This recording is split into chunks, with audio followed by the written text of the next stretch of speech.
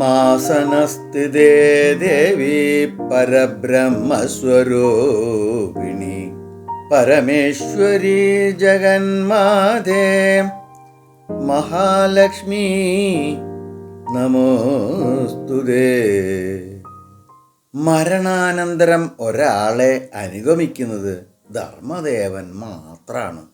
അതുകൊണ്ട് ധർമ്മത്തെ അല്ലേ ശരിയായിട്ട് ആചരിക്കേണ്ടത്.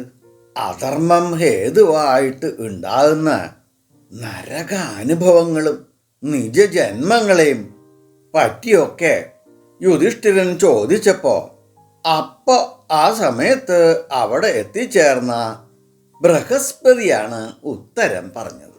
അഹിംസയുടെ മാഹാത്മ്യത്തെ പറ്റിയിട്ടും മാംസഭക്ഷണം ഒഴിവാക്കേണ്ടതിനെ പറ്റിയിട്ടുമാണ് ബൃഹസ്പതി ഉപദേശിക്കാൻ തുടങ്ങിയത്. എല്ലാവർക്കും അവനവൻ്റെ ജീവൻ പ്രിയപ്പെട്ടതാണ്. അതുകൊണ്ട് മറ്റു ജീവികളെ കൊന്ന് അതിൻ്റെ മാംസം കൊണ്ട് അവനവൻ്റെ ശരീരത്തെ പോഷിപ്പിക്കുക എന്നുള്ളത് വലിയ ഒരു കൊടും പാപം തന്നെയാണത്. അഹിംസയാണ് പരമമായ ധർമ്മം. അഹിംസയേക്കാൾ വലിയ ദമമോ ദാനമോ തപസ്സോ യജ്ഞമോ ഒന്നും തന്നെ ഇല്ല. എല്ലാ യജ്ഞങ്ങളെയും ആചരിക്കുന്നതിനേക്കാട്ടിലും എല്ലാ തീർത്ഥങ്ങളിലും സ്നാനം ചെയ്യുന്നതിനേക്കാളും എല്ലാ ദാനങ്ങളെക്കാളും ശ്രേഷ്ഠമാണ് അഹിംസ. അതുകൊണ്ട് അഹിംസയെ സർവദാ ആചരിക്കണം. വിവിധമായ ഇത്തരം പാപങ്ങൾ കൊണ്ട് അനുഭവിക്കേണ്ടി വരുന്ന നരകയാതനകൾ, അതുകൊണ്ട് വീണ്ടും വീണ്ടും കൃമി കീടാദികളൊക്കെ ആയിട്ട് ജന്മം എടുക്കേണ്ടി വരുന്നതും ഒക്കെ ഈ ഒറ്റ കാരണത്താലാണ് എന്ന് ബൃഹസ്പതി അടിവരയിട്ട് യുധിഷ്ഠിരന് പറഞ്ഞു കൊടുത്തു. നല്ല സ്ത്രീകൾ എങ്ങനെ ജീവിക്കണം എന്നാണ് യുധിഷ്ഠിരൻ്റെ അടുത്ത ചോദ്യം. ഭീഷ്മപിതാമഹനാണ് അതിന് മറുപടി പറഞ്ഞത്. ശാണ്ഡിലി, സുമന ഇവരുടെ സംവാദത്തെ ഒരു ഉപാഖ്യാന രൂപേണയാണ് പിതാമഹൻ മറുപടി പറഞ്ഞു തുടങ്ങിയത്. കേകേയ രാജ്യത്തെ മഹാറാണിയായിരുന്നു കൈകേയി. സ്വർഗത്തിൽ വെച്ച് ഒരിക്കൽ ശാണ്ഡിലി എന്ന പേരായ ഒരു സ്ത്രീയെ കണ്ടുമുട്ടുകയുണ്ടായി. അപ്പം അവരോട് ചോദിച്ചു, അല്ലയോ മംഗളസ്വരൂപിണി, എന്താചരണത്താലാണ് സർവപാപങ്ങളും നശിച്ച് നീ സ്വർഗത്തിൽ എത്തിയത്?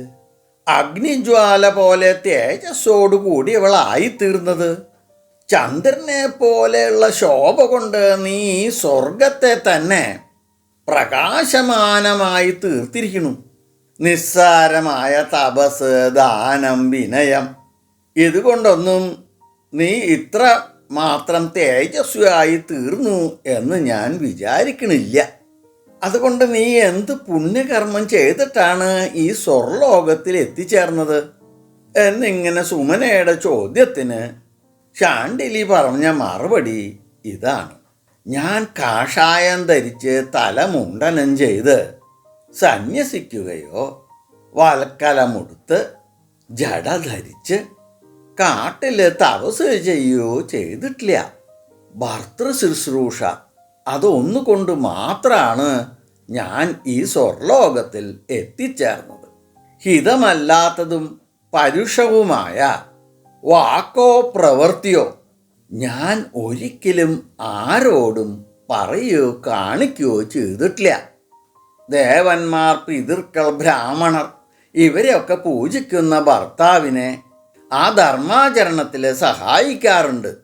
ഭർത്താവിൻ്റെ മാതാപിതാക്കളുടെ ആജ്ഞയെ ഞാൻ ബഹുമാനപൂർവം ആദരിക്കുകയും അവരെ വളരെ വിനയത്തോടുകൂടി ശുശ്രൂഷിക്കുകയും ചെയ്തിരുന്നു. ഒരിക്കലും ഏഷണി പതിവില്ല. ഭർത്താവിന് ഇഷ്ടമില്ലാത്തതൊന്നും അദ്ദേഹം കാണുകയോ കാണാതെയോ ഞാൻ ചെയ്യാറും പതിവില്ല.